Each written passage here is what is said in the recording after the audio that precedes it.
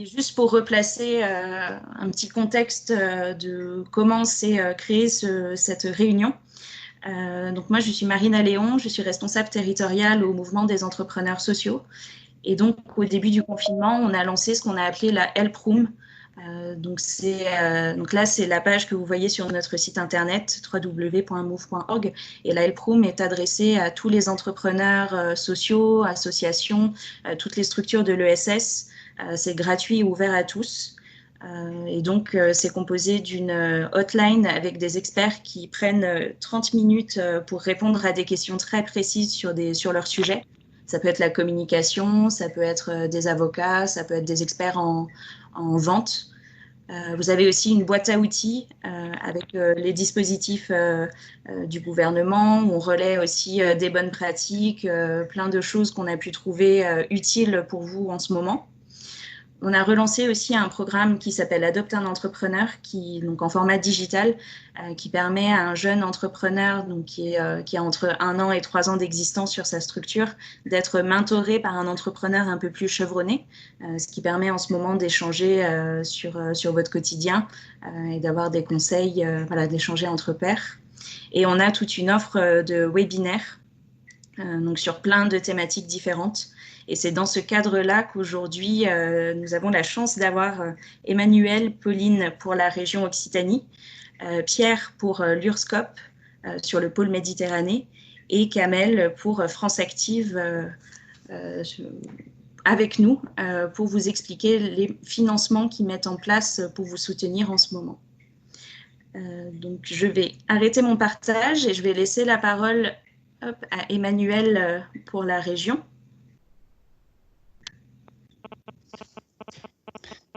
Bonjour à tous, je ne sais pas si vous me voyez à l'écran, donc je m'appelle Emmanuel Salial, je travaille effectivement pour la région Occitanie, à la direction de l'économie et de l'innovation, et je suis responsable de service délégué.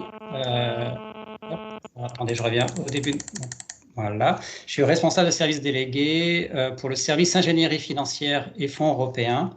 Ce qui signifie que j'interviens plutôt sur les outils d'ingénierie financière, mais on m'a demandé de présenter un panorama général des aides mises en œuvre par la région dans le contexte actuel. Donc, je vais passer en revue en sachant que vous avez des numéros utiles qui sont vraiment intéressants à utiliser, notamment le 0800 31 31 01, qui vous permet d'avoir accès en temps réel à toutes les aides qui sont mises en œuvre sur le territoire régional. Pourquoi est-ce que je dis en temps réel? C'est parce que ces aides évoluent assez fréquemment pour s'ajuster à la situation.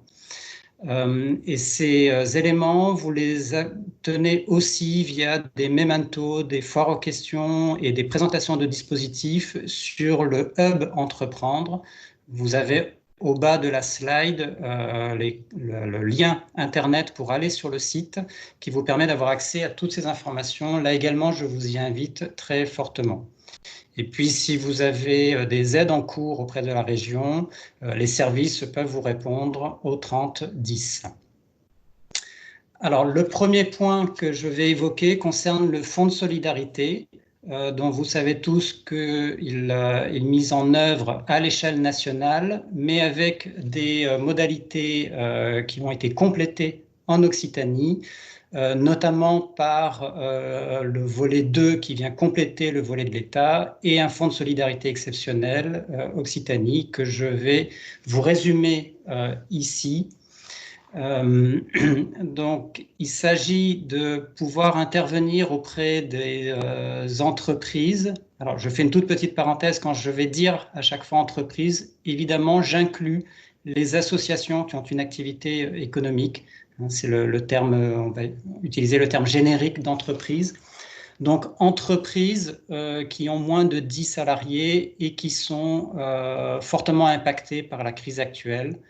Et donc, dans la mesure où elles sont soumises soit à une fermeture administrative, soit à une perte significative de revenus, hein, de chiffre d'affaires enfin, d'une année sur l'autre, hein, entre les mêmes mois d'une année sur l'autre, lorsque cette baisse est supérieure à 50% du chiffre d'affaires, vous avez une subvention de l'État donc, qui s'élève à 1 500 € et qui peut être complétée si l'entreprise est toujours en situation de difficulté de trésorerie et qu'elle n'obtient pas de prêt bancaire pour faire face à sa problématique de trésorerie.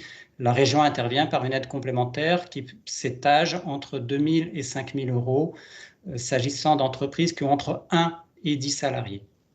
Et toujours sur les entreprises de 0 à 10 salariés, et donc y compris entreprises individuelles, y compris auto-entrepreneurs, lorsque la baisse de chiffre d'affaires est comprise entre 40 et 50%, le niveau d'intervention est de 1 000 € lorsqu'il n'y a pas de salariés et de 1 500 € lorsqu'il y a 1 à 10 salariés. Ou faire la demande. Quand vous recevrez le document support, vous retrouverez donc tous les liens pour accéder et établir les demandes si nécessaire. J'en viens maintenant à 2 dispositifs qui concernent des aides directes de la région, sous forme l'un de subventions et l'autre d'avances remboursables. Sous forme de subvention, il s'agit du Pass Rebond, qui en réalité est un aménagement du Pass Occitanie et de l'ensemble des passes mis en œuvre par la collectivité régionale, avec une facilitation au niveau de la mobilisation des aides qui concerne à chaque fois les investissements, dans une logique d'investissement à effectuer lié au contexte actuel, donc investissement pour s'adapter à la situation, se repositionner en termes d'activité, faire face aux besoins d'intervention dans la période actuelle. Cela concerne des entreprises de moins de 250 salariés. Alors, en revanche, hors entreprises individuelles et entreprises sous le régime du micro-social qui ont plus de 1 an et relevant de secteurs identifiés, hein, qui sont principalement les secteurs du tourisme, de l'agroalimentaire, les activités industrielles, les services aux entreprises. Voilà, activités qui sont impactées par la situation aujourd'hui. Le niveau d'intervention est très fortement élevé puisque là où les interventions jusqu'à présent s'établissaient à 20 000 € de plafond, elles sont aujourd'hui de 200 000 € sur une assiette éligible, donc de 50% des dépenses éligibles. Les démarches sont à réaliser par l'intermédiaire du Hub Entreprendre, où vous pouvez vous enregistrer, bénéficier d'un référent qui vous accompagnera sur votre projet et vous accompagnera dans le cadre du dépôt de la demande.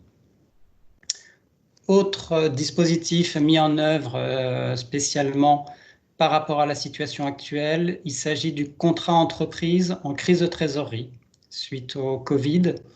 Donc, dans le tableau, vous avez un miroir par rapport à un dispositif qui était en place jusqu'à présent, qui concernait véritablement les entreprises reconnues en difficulté. Là, il ne s'agit pas d'entreprises en difficulté, hein, au sens de la définition officielle, mais d'entreprises qui connaissent une situation très fortement dégradée depuis la crise, dès lors qu'il s'agit de PME de plus de 10 salariés, voire même d'établissements de taille intermédiaire. Une intervention possible donc sous forme d'avance remboursable, entre 37 500 € et 300 000 €, donc 50% de l'assiette de dépenses. L'assiette de dépenses étant composée principalement du BFR ou de la masse salariale sur les 6 mois. qui viennent. Voilà par rapport à ces deux dispositifs d'intervention. J'en viens maintenant plus aux outils financiers qui sont mis en œuvre. Donc, un petit rappel s'agissant du prêt garanti par l'État, le fameux PGE, qui consiste en une garantie de l'État à 90%. Sur les prêts bancaires liés à des besoins de trésorerie, mais même sur d'autres aspects que la trésorerie, en tout cas dans la période actuelle, dont vous devez savoir qu'ils sont plafonnés à 25% du chiffre d'affaires de l'année précédente, ou s'agissant de jeunes entreprises ou d'entreprises innovantes, 2 fois la masse salariale France 2019. C'est un outil qui est très très fortement utilisé. Néanmoins, il ne répond pas à tous les cas de figure. On dira peut-être un mot tout à l'heure des associations. Déjà vous dire que les associations sont éligibles et la notion de chiffre d'affaires s'apprécie par la différence entre l'ensemble des ressources de l'association et ce qu'elle a perçu en tant que don ou subvention pour produire en fait la notion de ressources propres liées à de la vente ou des prestations. Et donc le chiffre d'affaires est considéré de cette manière-là. Avec BPI France, la région a développé un compartiment particulier qui est le Fonds régional de garantie Occitanie, compartiment renforcement de trésorerie, qui peut couvrir jusqu'à 80% les prêts de trésorerie, cette fois-ci pour des montants qui vont au-delà de ceux couverts par le PGE, c'est-à-dire au-delà de ces fameux 25% de chiffre d'affaires. Les demandes sont à constituer auprès de BPI France qui gère l'outil. Un autre outil très fortement utilisé, c'est le prêt-rebond et prêt-rebond Occitanie, qui est un prêt à taux zéro sur 7 ans, donc une période longue avec 2 ans de différé, qui peut concerner des montants entre 10 000 euros, donc vous voyez, ça démarre assez bas, et 300 000 euros, dans la mesure où il peut être mis en face un prêt bancaire d'un montant similaire ou d'un renforcement des fonds propres de même montant. Et en particulier, le prêt rebond peut tout à fait être actionné en contrepartie d'un prêt garanti par l'État, d'un PGE. Son objectif, c'est un objectif soutien à la trésorerie et aux besoins en fonds de roulement en phase de reprise et également pour couvrir les investissements immatériels, ça peut concerner des dépenses commerciales par exemple, de publicité ou de marketing pour faire revenir une clientèle, également des petits matériels qui pourraient avoir à être financés. Voilà, le prêt rebond a pour objectif de venir en complément d'un prêt bancaire dans une logique au moins de 1 pour 1 et encore une fois à taux zéro. Et pour terminer, 2 mots concernant le fonds Solutions Association Occitanie, qui est mis en œuvre par la région, qui s'adresse aux associations de proximité, au sens où ce sont des associations qui mènent des activités dans les secteurs que vous voyez à l'écran, donc culturel, sportif, solidaire, politique de la ville, etc., etc. Sensibilisation à l'environnement, activités de sensibilisation touristique, et qui sont, par la force des choses, qui ont vu leur activité très fortement impactée, voire même arrêtée, pour des associations qui avaient des événements prévus sur 2020, qui n'ont pas pu les maintenir ou qui n'ont pu les exercer que de manière partielle. La région peut intervenir en subvention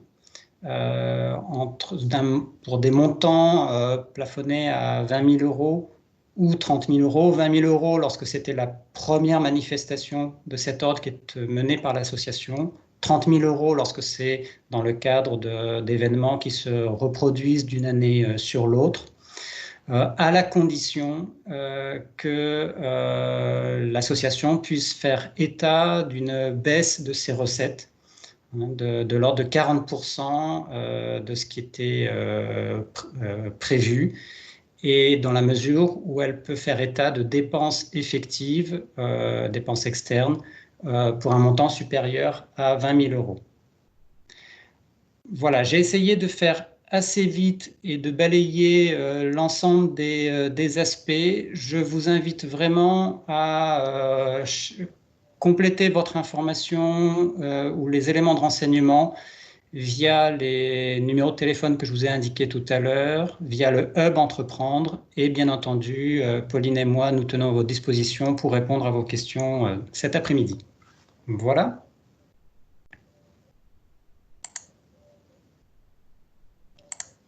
Je me permets de poser une... Ah,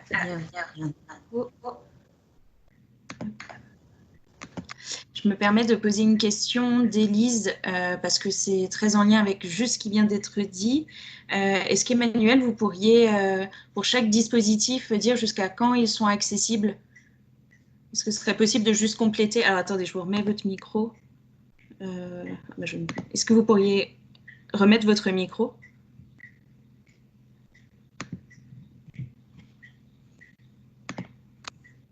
Est-ce que vous m'entendez? Oui?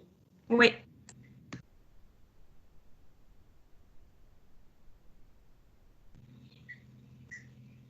On ne vous entend plus. Pardon, il faut peut-être que je remette là. Voilà. S'agissant du Fonds de solidarité nationale, en fait, les décisions sont prises de mois en mois au vu de la situation. Donc là, vous avez des dates qui sont indiquées. Ce sont les éléments qui sont en vigueur aujourd'hui. Certaines évolutions sont encore prévues. Donc on actualisera ces éléments au fur et à mesure. S'agissant du passe-rebond, le dispositif, sous cette forme, va être actionné jusqu'à la fin de l'année. Et plus précisément, jusqu'au 26 septembre, donc un peu moins que la fin de l'année. Pareil pour le contrat entreprise en crise de trésorerie. S'agissant du PGE, ben là, c'est une décision de l'État. Pour l'instant, c'est jusqu'au 31 décembre de cette année. Le Fonds régional de garantie bancaire, lui, il est ouvert en permanence. On a simplement renforcé la capacité d'intervention sur le volet trésorerie. Et le prêt rebond, il est prévu jusqu'au 31 décembre 2020. Quant au fonds Solutions Association, il faut que je retrouve la date. Voilà, je cherche la date et je vous réponds tout à l'heure. Merci. Je vous propose qu'on passe à la présentation de l'URSSCOP avec Pierre. J'ai bien vu toutes les questions qui sont dans l'onglet conversation. Mais voilà, comme ça, on avance au moins sur les présentations et peut-être que certaines des questions seront répondues par nos deux intervenants suivants. Alors, du coup, il faut que je... Normalement, c'est bon. J'ai la vidéo et j'ai le son. Est-ce que tu confirmes? Je confirme et je te partage mon écran avec le document. Ouais, pas tout de suite, hein. Si tu peux voilà, attendre 3-4 minutes. Ah ok, pas de souci. Ok. Merci, bonjour à toutes et à tous. Je voulais remercier Marine d'avoir proposé ce webinaire qui visiblement répond à une demande, hein, puisque vous êtes assez nombreux à participer. Je voulais vous présenter donc les aides qui ont été mises en place par l'Union régionale des SCOP. Moi, je suis Pierre Oriot, je suis le directeur de l'Union régionale des SCOP Occitanie, pôle Méditerranée, donc tout l'Est, en fait, hein, les anciens territoires du Languedoc-Roussillon. Et on a une union régionale aussi des SCOP Occitanie, pôle Pyrénées, qui couvre les territoires de l'ex-Midi-Pyrénées, Donc les aides que je vais vous présenter ici sont communes en fait, hein, à la fois à l'est et à l'ouest. Donc on peut proposer ça sur tout le territoire. Vous avez pu constater en fait qu'il y a un certain nombre d'aides, assez nombreuses. Vous avez beaucoup d'informations, hein, notamment via les mails, que ce soit de la part de l'État, des CCI, etc. Nous, la première chose qu'on a mis en place, et assez rapidement, dès le 17 mars, c'est d'avoir un accompagnement individualisé, hein, pour être au plus près en fait de nos adhérents, hein, sur l'ensemble de l'Occitanie. C'est pas loin de 450, entre 450 et 500 adhérents, 140 en ce qui nous concerne, avec un suivi individualisé. Donc ici à Montpellier, on a une équipe de 4 délégués régionaux, donc qui sont rentrés en contact avec 95% des adhérents pour connaître un peu la situation, diagnostiquer, essayer de diriger en fait les entreprises vers cibler en fait les dispositifs les plus adéquats et les plus pertinents. Donc ça, c'est un travail qu'on a engagé sur la deuxième quinzaine de mars assez rapidement, et aussi sur un accompagnement y compris très pratique, hein. Ça peut être la réalisation de plans de trésorerie. Voilà, donc ça c'est l'accompagnement individuel, sachant qu'on a pu faire remonter les dysfonctionnements, notamment auprès des dispositifs d'État, on participe à la réunion hebdomadaire organisée par le haut-commissaire de l'ESS et de l'innovation sociale, hein, Christophe Itier, là c'est tous les jeudis matins, et on est aussi sur des réunions nationales bancaires, notamment du crédit coopératif, pour faire remonter les dysfonctionnements qui ont été assez nombreux, hein, mais bon, ça c'était aussi la mise en route, des difficultés d'éligibilité, etc. Enfin, en tout cas, énormément de questions de la part des entreprises sur les aides et sur leur nature. Ça commence à rentrer un peu dans l'ordre. Enfin, on commence à y voir un peu plus clair, et notamment sur tout l'accompagnement. Emmanuel l'a dit, il y a une demande assez massive sur les prêts d'État, les PGE, là, les prêts garantis.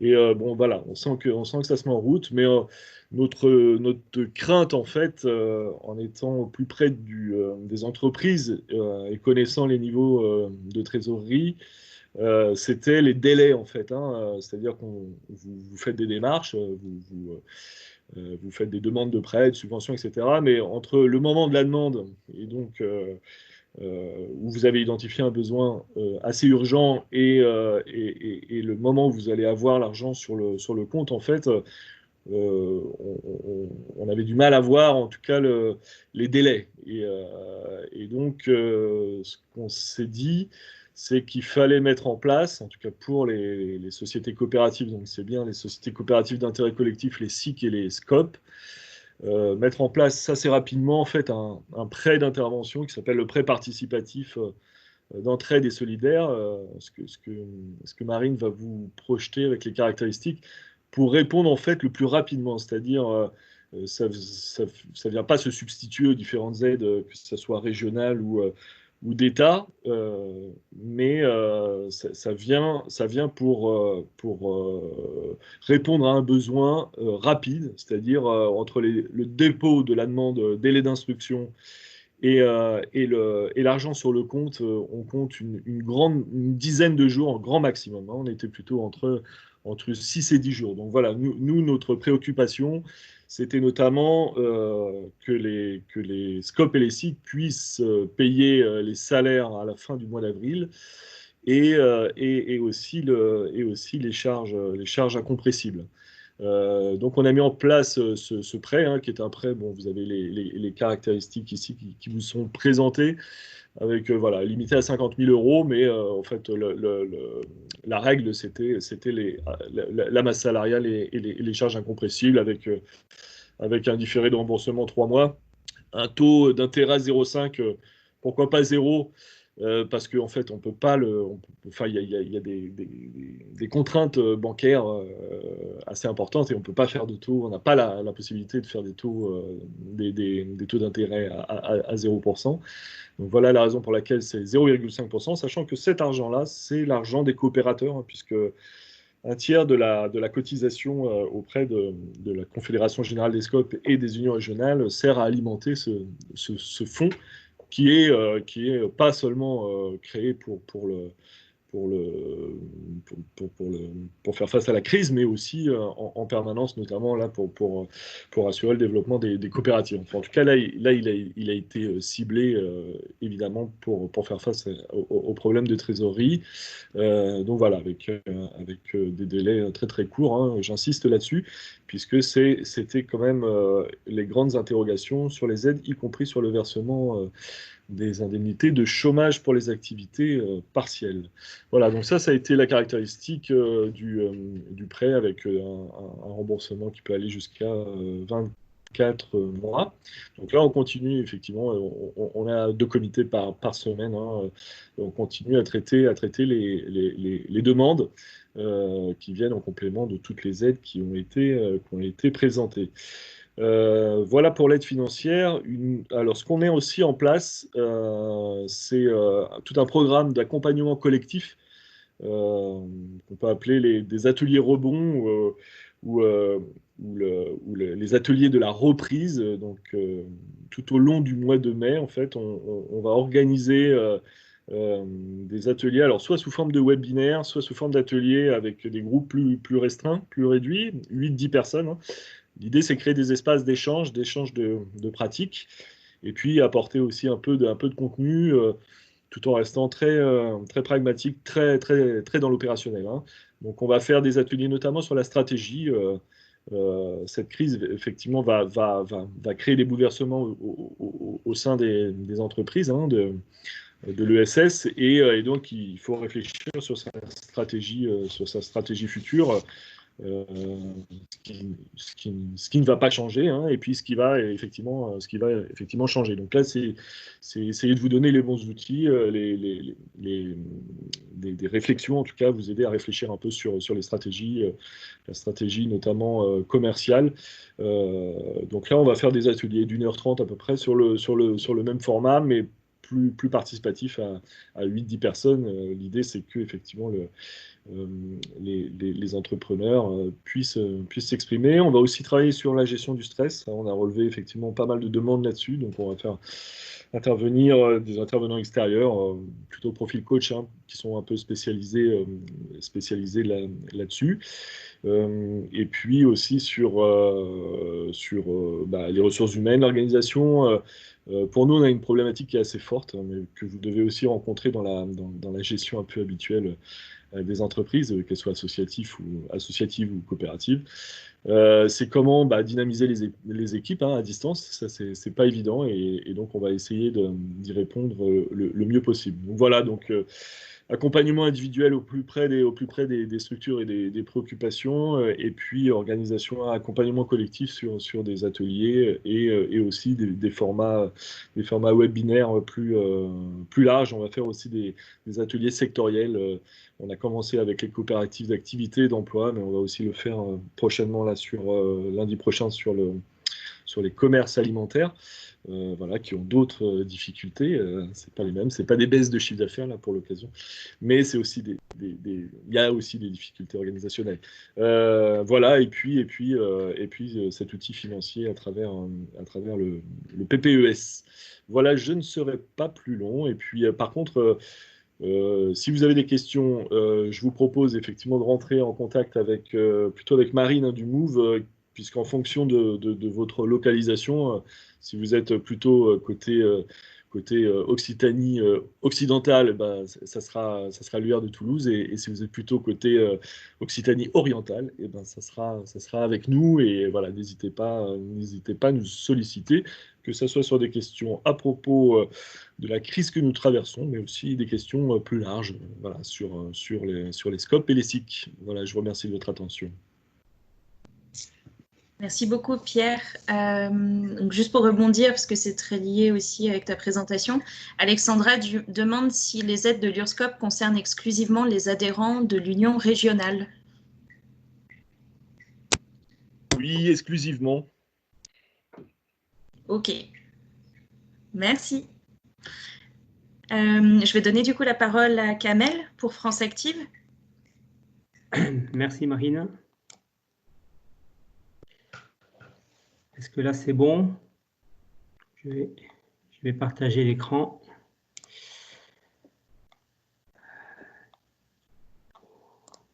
Voilà. Donc, normalement, tout le monde voit... attendez, excusez-moi. Je ne suis pas sur le bon. Voilà. Donc, normalement, tout le monde voit la diapo. C'est bon, Marine, tu me confirmes? Oui, oui, c'est bon, on voit bien.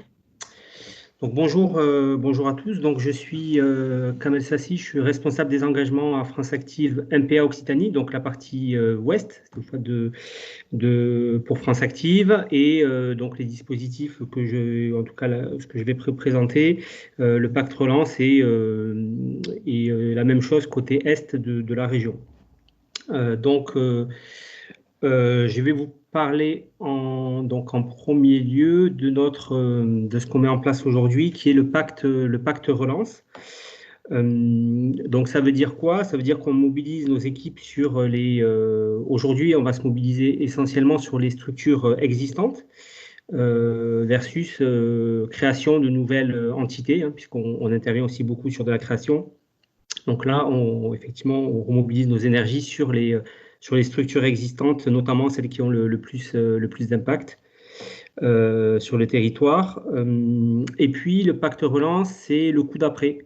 Ça veut dire quoi? Ça veut dire qu'aujourd'hui, il y a tous les dispositifs de mesures, de PGE, donc toutes les mesures de l'État, de la région, qui sont des mesures à très court terme et d'urgence là, qui sont mobilisables pour sauver des trésoreries. Donc nous, on interviendra après cette phase de confinement et de crise actuelle. Donc sur ce pacte, ce qui est mis en avant par le réseau France Active, c'est l'accompagnement renforcé.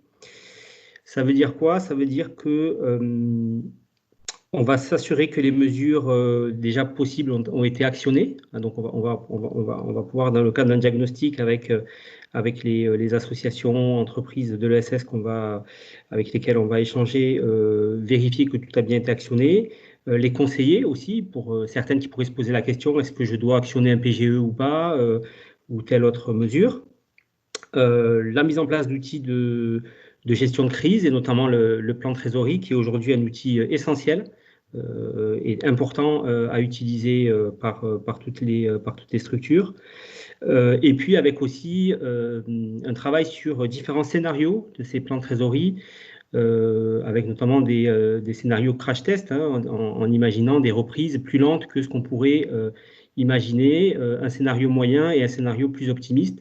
Et ce crash test est important pour notamment voir si, malgré des prévisions dans les mois à venir pessimistes, on passe encore en termes de trésorerie. Ensuite, donc tout ce qui est un travail sur les risques actuels, donc des entreprises qui pouvaient être déjà en difficulté. Donc on va essayer de voir si après toutes ces mesures, est-ce qu'on peut encore sauver ou pas, hein, la structure, donc voir si on est sur un risque de défaut, de faillite immédiat. Et le cas échéant, on va pouvoir donc mobiliser, donc c'est des outils qu'on est en train de construire, mais qui vont se mettre en place là et qui commencent à se mettre en œuvre, qui vont être des financements particuliers pour cette après-confinement, qui s'appelle le pré-relève solidaire, et je vais y venir juste après. Ça sera également, donc cet accompagnement renforcé, une définition avec la structure d'une feuille de route pour identifier notamment les freins à la relance, comment les lever, les actions, les mesures qui ont été, qu'est-ce qui a déjà été fait, qu'est-ce qui est prévu, qu'est-ce qui va être fait dans les semaines, mois à venir, des points d'étape qu'on aura avec ces structures-là. Et puis, la préparation d'un tour de table financier plus structurant. Et donc là, on est plutôt dans des échéances à 1 an, voire un peu plus. Ça peut être aussi un peu avant, ça dépendra des cas, bien sûr. Sur donc ce travail de feuille de route. Donc, le financement qu'on est en train de mettre en œuvre, qui va pouvoir intervenir à partir du mois de mai et sûrement juin. Donc, c'est le prêt relève solidaire, donc, qui est un prêt sans intérêt qui pourra aller jusqu'à 100 000 euros, qui pourra démarrer sur des montants plus faibles, hein, à 10 000, à peu près 10 000 euros au début. Donc, il y a un outil donc, de court terme, comme vous le voyez, avec 12 à 18 mois, remboursement in fine, où on cherchera le plus possible du cofinancement, au moins le maintien de solutions de type concours bancaire court terme, qui ne doivent pas venir se substituer en fait à des financements, des solutions qui sont déjà dans l'association ou l'entreprise. Donc, ce prêt relève, c'est une mesure là qu'on met en œuvre. Ce qu'on a déjà mis en œuvre donc, dans nos autres solutions de financement, c'est les réaménagements. Donc ça, c'est pour toutes les structures dans notre portefeuille, que ce soit donc tous les prêts à taux zéro. Donc là, il y a une pause des prélèvements et de report des échéances pendant 6 mois. Donc là, une pause de 6 mois pour un report en fin de prêt sur ces prêts à 0%. Pour nos prêts, nos apports en quasi-fonds propres, MPDS, donc FRIS, contrat d'apport associatif. Donc là, on a à ce stade donc, mis en place, proposé des reports des échéances de mars, avril et mai. Ensuite, sur les prêts qu'on garantit, donc là, on a aussi accordé la possibilité de reporter jusqu'à 6 mois. Donc nos contrats de garantie avec les banques. Donc si l'entreprise ou l'association fait une demande de report du prêt qui est garanti, du prêt bancaire auprès de sa banque et que la banque lui accorde, nous, bien évidemment, là, on va accorder le report de la garantie. Et donc, dans les solutions de financement, après, plus classiques, hein, sur la relance, donc c'est nos outils en quasi-fonds propres, et également de garanties qu'on pourra mobiliser ultérieurement. Sur le prêt relève solidaire, donc je suis passé un peu vite à l'heure sur la slide. Donc, ce qui est prévu quand on le met en place, ce prêt donc de 12-18 mois, c'est qu'il y ait dans le même temps un travail de préparation à un tour de table avec les différents financeurs de la structure. Donc là aussi, au cas par cas, hein, financeurs publics, privés, bien sûr. Donc on mettra tout le monde autour de la table. L'objectif, c'est vraiment de faire jouer l'intelligence collective pour trouver des solutions. On va avoir des endettements importants, on va avoir des situations assez complexes.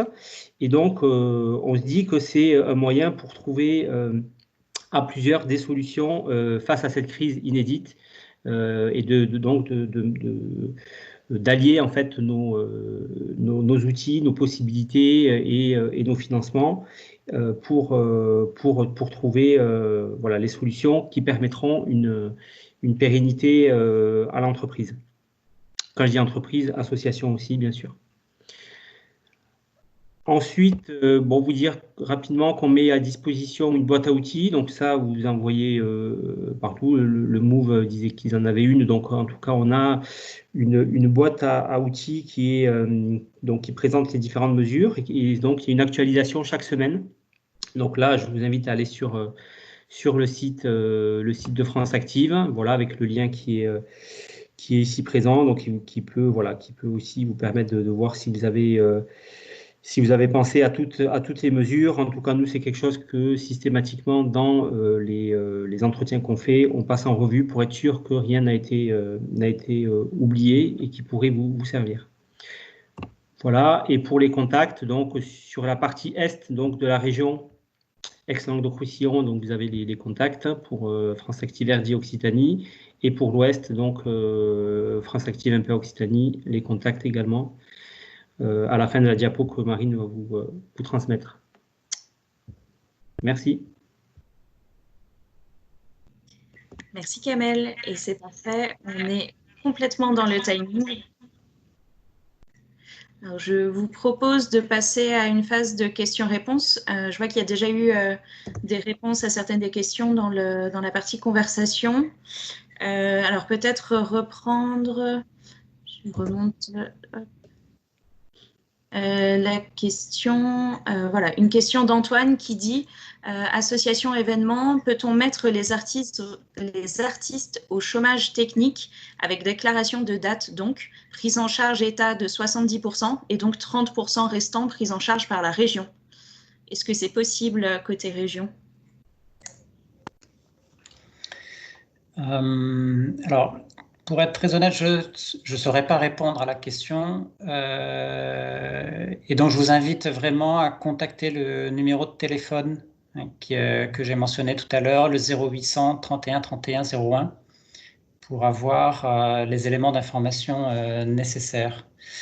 Je n'ai pas bien saisi, en fait, si on parle d'allocation chômage. Et si on parle d'allocation chômage, il ne me semble pas que la région intervienne dessus. Peut-être que si Antoine est encore là, il peut préciser rapidement à l'oral sa question, voir si c'est plus clair.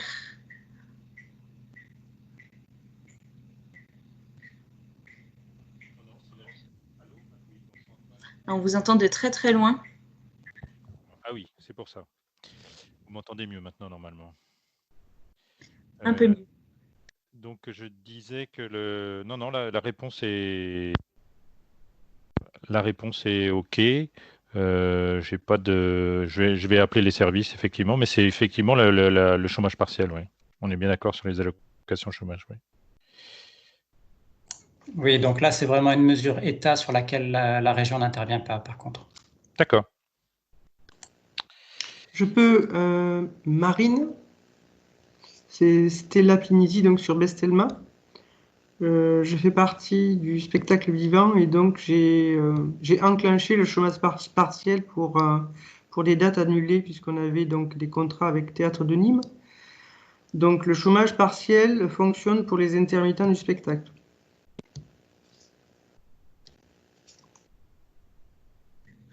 Eh ben, merci Stella, ça permet d'avoir une réponse supplémentaire pour Antoine. Merci beaucoup.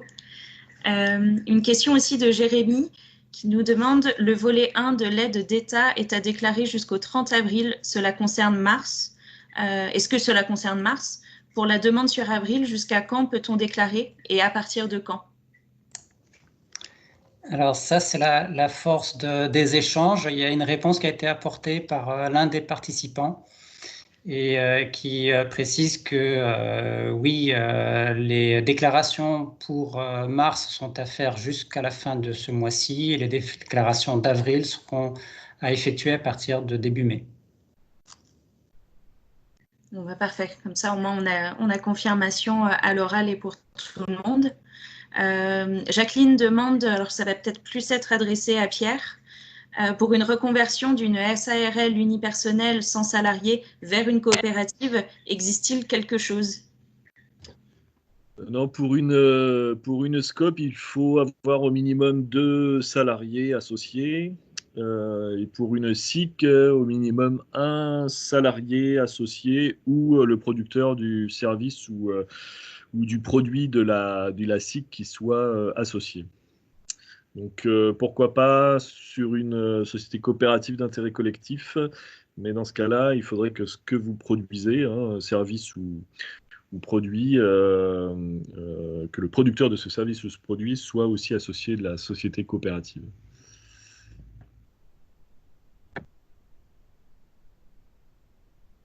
Merci Pierre. On a Agnès qui demande un versement anticipé des subventions régionales aux associations a été évoqué. Versement des subventions votées. Cela concerne-t-il tous les secteurs d'activité? Peut-être plus pour Emmanuel ou Pauline. Alors, ça concerne les secteurs d'activité qui étaient mentionnés tout à l'heure au niveau du Fonds Solutions Association. Donc, on reste sur le registre des associations de proximité. Et effectivement, dans ce cadre-là, lorsqu'une subvention a été votée, elle pourra être payée de manière forfaitaire dès lors que l'association peut justifier qu'elle a effectué des dépenses au moins pour le montant de la subvention. Donc, il suffit de justifier que les dépenses atteignent le montant de la subvention pour que l'intégralité de la subvention soit payée. Et pour les subventions qui ne sont pas encore votées, qui concernent les plans d'action de cette année, ce qui sera mis en œuvre, c'est un mécanisme d'avance renforcé. Je n'ai plus en tête le montant exact de l'avance, mais il sera plus élevé. Il s'agit d'une avance de 70%, Emmanuel, à partir de juillet 2020 pour les nouvelles subventions votées. Merci Pauline. Voilà, vous avez la réponse en direct. Et peut-être précision donc, sur le versement simplifié des subventions aux associations. Donc Emmanuel a présenté donc le volet 1 en fait, du fonds Solutions Associations qui concerne une aide compensatoire pour les reports, annulations de manifestations. Et il y a ensuite un volet, on va dire 2, sur un versement simplifié des subventions, avec en effet ce paiement forfaitaire pour des actions qui concernent 2020 sur des subventions votées avant juin. Et pour les nouvelles subventions, toujours pour des programmes d'action 2020 qui seront votés à partir de juillet, on a une possibilité de majoration de l'avance à 70%, donc sans présenter de justificatif. Merci pour ces précisions. Donc peut-être pour rebondir là-dessus, Alexandra demande les délais entre le moment du dépôt et celui du décaissement pour les aides régionales. Donc peut-être compléter la réponse si vous avez des éléments de votre côté là-dessus.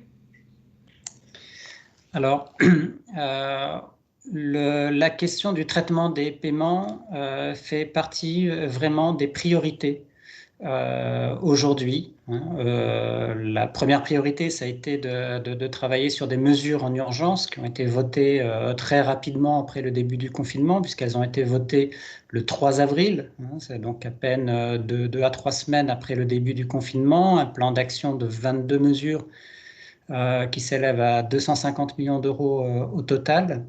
Donc ça, c'était le premier axe. Le deuxième axe, c'est effectivement d'assurer dans les meilleurs délais possibles le paiement auprès des associations, des entreprises, voilà, dans un contexte qui est le même que pour beaucoup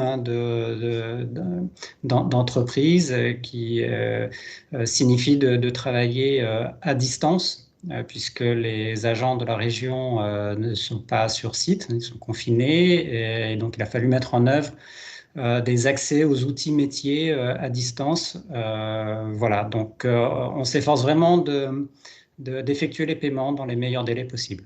C'est la priorité.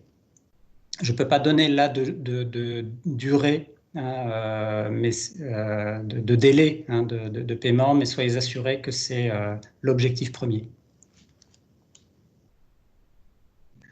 Merci. Donc Cheminal a posé une question et on a eu un début de réponse dans les commentaires, mais je préfère quand même vous la poser, des fois que vous ayez des idées supplémentaires. Quelles mesures d'aide aux associations, loi 1901, un but non lucratif, car Cheminal dit qu'il y a des aides réservées plutôt aux assos à but lucratif.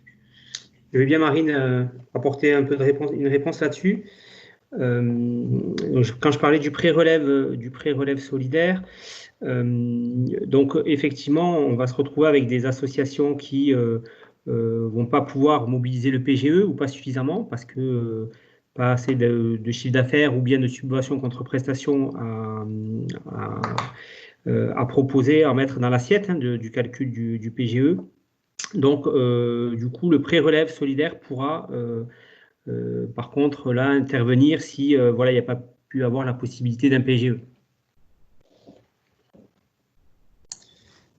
Je compléterai pour ma part en disant qu'il faut faire la distinction entre associations à but lucratif ou non lucratif et associations qui ont une activité marchande, commerciale. Je pense que la question, elle était surtout là. Toutes les associations sont a priori à but non lucratif. Un certain nombre d'interventions concernent les associations de l'ESS qui ont une activité économique. Et le fonds Solutions Associations, par exemple, alors, c'est pas tout à fait vrai ce que je vais dire, mais ne relève pas dans toutes ces cibles des entreprises qui ont une activité économique. Bon, c'est à débattre, ce point-là. Mais en tous les cas, voilà, les réponses sont apportées sur les deux aspects, hein, autant les associations qui ont une activité commerciale que celles qui n'ont pas d'activité commerciale.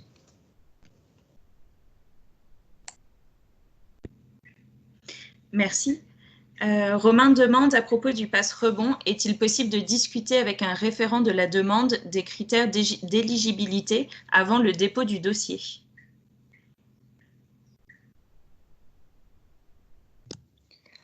Alors, je vais répondre, Pauline, pour la région Occitanie. Je travaille pour ma part au service économie sociale et solidaire.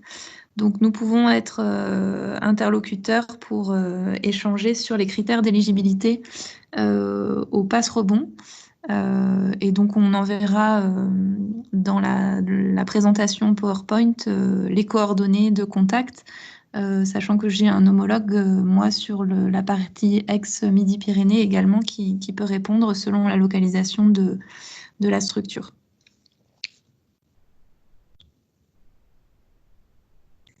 Merci Pauline.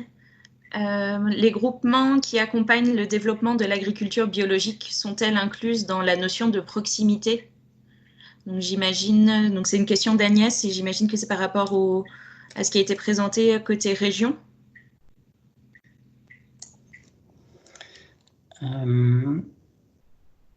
Alors, les groupements qui accompagnent le développement de l'agriculture biologique, ce sont des groupements associatifs ou pas? Puisque ce dont on parlait tout à l'heure, c'était vraiment par rapport aux fonds associatifs. Donc là, il faudrait peut-être préciser la question.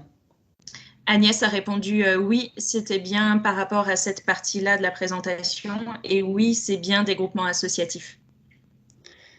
D'accord. Alors, il faut que je revienne sur l'énumération. Je le vois pas dans les catégories d'activités prises en compte au titre du Fonds Solutions Association. Néanmoins, dans le cadre du pass rebond, la filière agroalimentaire et viti est concernée. Agnès, est-ce que ça répond à la question? Ok, très bien. Ça a l'air d'être le cas. Merci. Oui. Une question de Jérémy. Ah, on a quelqu'un qui parle. Oui, Mado. Oui. Oui, bonjour. Bonjour à tous, merci pour ces informations. Mais je vais être obligée de vous quitter parce que j'ai une autre visioconférence. Mais bon, je vous remercie pour la qualité des informations. Voilà, merci. Eh bien, merci beaucoup pour ce message et bonne journée. Merci, à bientôt. Au revoir. Au revoir. Alors, moi, ils m'ont entendu. Alors, j'enchaîne avec la question de Jérémy. Avez-vous des infos sur le dispositif de secours ESS? Est-ce que ça parle à l'un de vous quatre?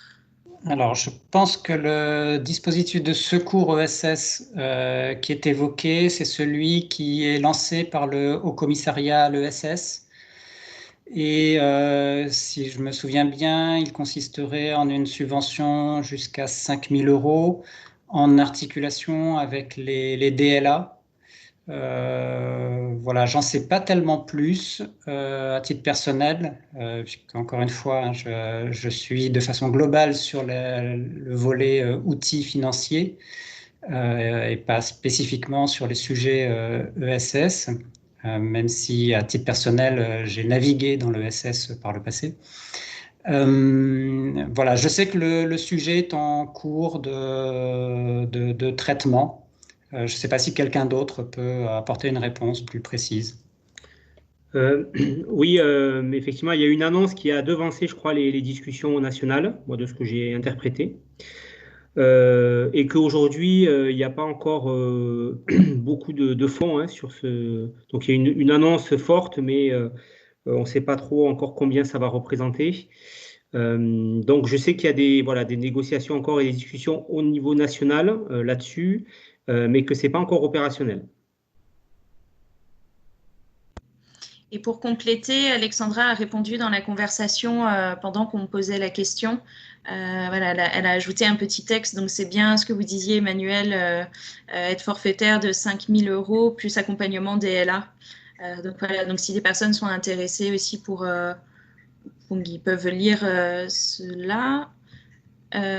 Ensuite, Arnaud qui demande, j'ai déjà oublié, les fonds de solidarité nationale, ces dispositifs sont-ils étendus jusqu'au 31 décembre, si la reprise est très très lente? Les demandes se font mois par mois, c'est bien ça? Oui, pour l'instant, les décisions tant nationales que régionales ont été prises pour la période avril et mai. Bon, vous suivez tous l'actualité, vous voyez tous que le déconfinement sera peut-être progressif. Donc tout à l'heure, je faisais allusion aux évolutions qui sont en train d'intervenir. Elles ne sont pas encore finalisées, mais ça ne devrait pas tarder. Pour ce qui est du mois de mai, il va très certainement y avoir une prolongation de ces mesures. Mais aujourd'hui, considérons-les comme valables de mois en mois. Merci. Juliette qui demande, j'ai une subvention région qui a été votée pour notre association le 7 février 2020, enfin pour 2020, par la direction de la formation. Dans la convention, seule une avance de 30% était prévue, que nous avons reçue hier. Peut-on solliciter exceptionnellement une plus grosse avance? J'ai entendu parler de 70%, car notre trésorerie est très tendue. Et si oui, comment on fait les démarches? Quelle est l'activité de l'association concernée? Si Juliette peut prendre peut-être la parole pour compléter, ce sera plus simple.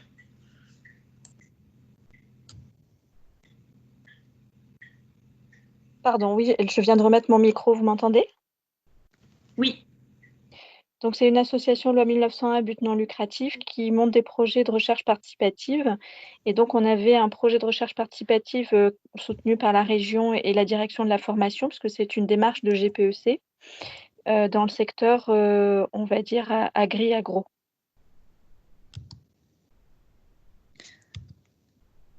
Donc, en fait, si la subvention concerne l'année 2020, il faudrait identifier si elle peut entrer dans le cadre des modalités de versement facilité des subventions qu'on a évoquées au titre du Fonds Solutions Occitanie.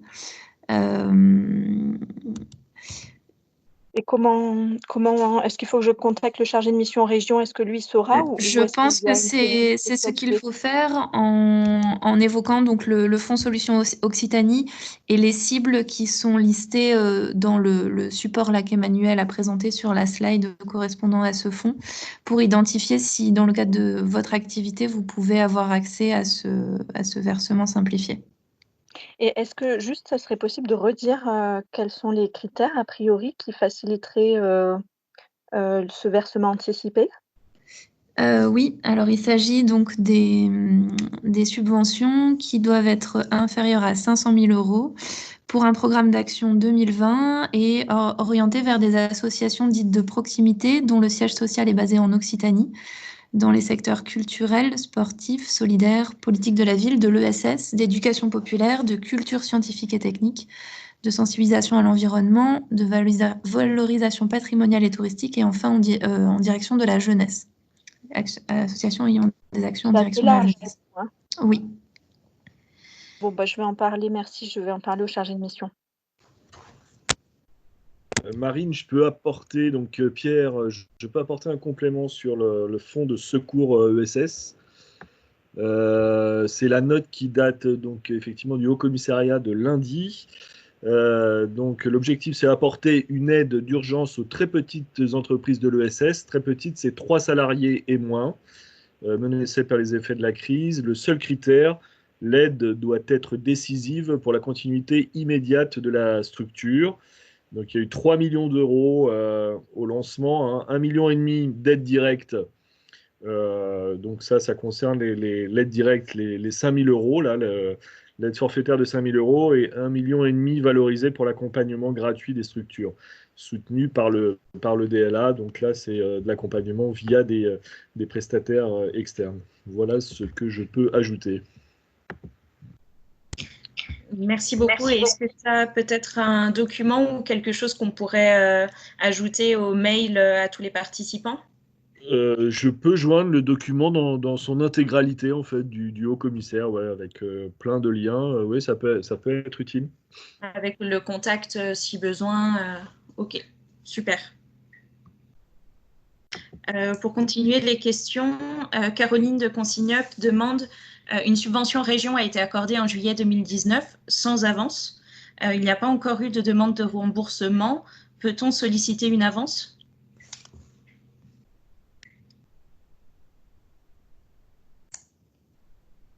Alors, si Pauline ne répond pas, je vais prendre le relais. Là, il s'agit d'une subvention 2019, donc elle ne rentre pas dans le cadre de celle dont on parlait, puisqu'on parlait des subventions au titre de 2020. En revanche, la convention doit très certainement prévoir une modalité de paiement qui inclut une avance, donc il n'appartient qu'à vous de demander cette avance.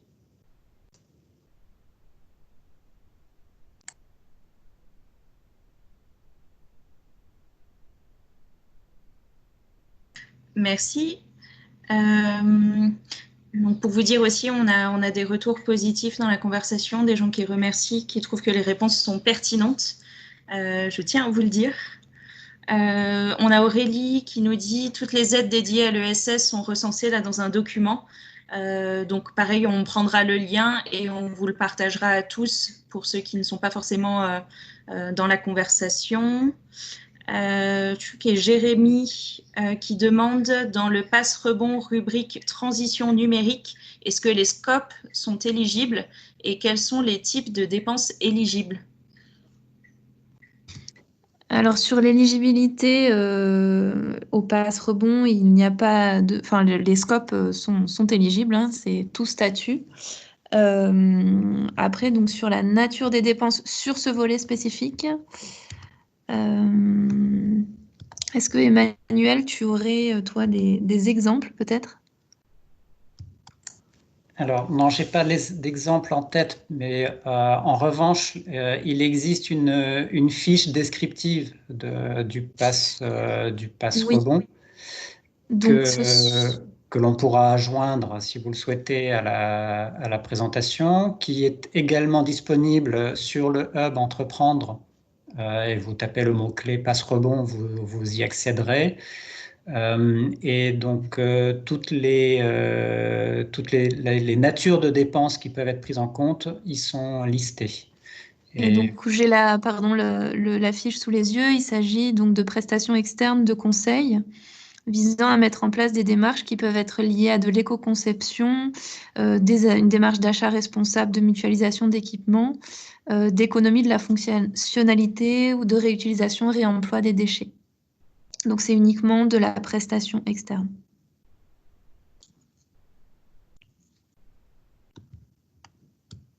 Très bien. Du coup, Jérémy nous dit merci pour vos réponses.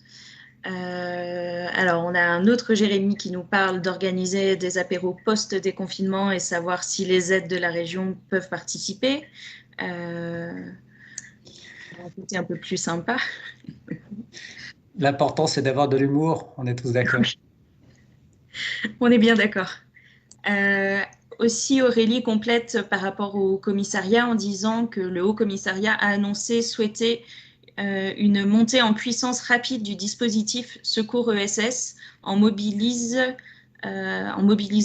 actuellement les autres ministères et d'autres organismes type ADEME, grandes entreprises et banques. Il sera géré par France Active et le DLA. Oui, c'est ce que je disais tout à l'heure. En fait, ils sont encore en train de chercher des fonds parce que 1,5 million, en fait, divisé par, si on divisait par les départements à 5 000 €, ça fait pas beaucoup. Je crois qu'on était à 3 associations par département en moyenne. Voilà, donc c'est pour ça qu'il y a encore, je pense, un travail au national là-dessus. Après, moi, des infos que j'ai, c'est que c'est effectivement les DLA qui vont être sur ce travail d'accompagnement. France Active sera juste sur la partie décaissement, mais c'est le DLA qui fera le travail en fait avec l'association. Merci Kamel. Bon, je vois que dans la conversation, il n'y a plus de nouvelles questions. On est en plus pile poil dans le timing. Peut-être vous laisser à tous les quatre un mot de la fin, si vous avez envie de compléter quelque chose ou voilà, si vous avez une information complémentaire à apporter avant qu'on quitte. Moi, je veux bien juste dire donc de bien faire attention à toutes les mesures actuelles, de tout bien regarder. Pour ceux qui se questionneraient de faire un PGE ou pas le faire ou ce genre de choses, de ne pas hésiter à contacter. Si c'est des scopes, l'URSCOP, si les autres, nous, enfin, ou peu importe. Voilà, on est en mesure de vous apporter, je pense, un conseil là-dessus, de faire un point avec vous sur, voilà, sur ce type peut-être de position à prendre si vous, voilà, si vous posez la question ou de prendre juste un avis auprès de structures comme les nôtres. Voilà, donc n'hésitez pas à faire ça ou nous envoyer un mail et nous poser la question par mail. De mon côté, ce que j'indiquerais, c'est que on a évoqué là une énumération d'un certain nombre de mesures qui sont les premières qui ont été prises. On ne s'en tient pas à ça, on est en train de travailler à d'autres réponses à apporter, notamment en direction des entreprises et associations de l'ESS. Donc les réponses vont se poursuivre de manière à ce qu'elles soient le plus adaptées possible à la situation actuelle. Et notamment par rapport à la phase de relance, c'est-à-dire le moment où il y aura pour les entreprises des besoins pour relancer l'activité, éventuellement la réorienter, l'ajuster. Et dans un contexte où l'endettement aura peut-être été important. Donc là, il nous faut imaginer des modalités de réponse qui sachent tenir compte de cette situation-là.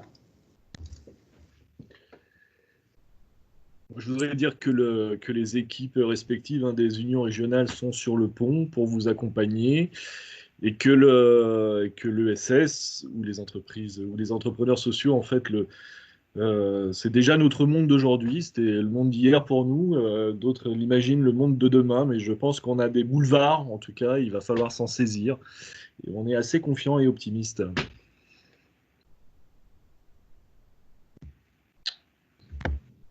Très bien, merci. Et Pauline, est-ce que toi, tu as un dernier conseil ou un mot de la fin aussi ? Non, juste repréciser que dans le côté région, là, pour le service ESS, dans le support qu'on enverra, on mettra donc mon contact, Pauline Schwartz, sur le territoire est de la région et sur l'ouest, Bruno Calvé. Voilà, si vous avez des questions de précision sur l'éligibilité aux différents dispositifs côté région. Donc, n'hésitez pas à nous envoyer un mail pour qu'on puisse répondre de manière plus individualisée. Très bien. Eh ben, merci beaucoup. Et je rejoins Pierre sur les aspects de, pour nous, l'entrepreneuriat social, c'était le monde d'hier et ce sera toujours le monde de demain. On pense la même chose du côté du Move. Merci à tous les participants pour ces échanges. Merci à nos intervenants pour tout le contenu que vous avez apporté. Merci d'avoir pris le temps de préparer ce webinaire, d'avoir répondu aux questions et de vous rendre à nouveau disponible. Voilà, donc on a beaucoup de remerciements qui arrivent aussi dans la conversation. Et du coup, je vais vous souhaiter à tous une très bonne journée. Et je vais vous envoyer rapidement les informations.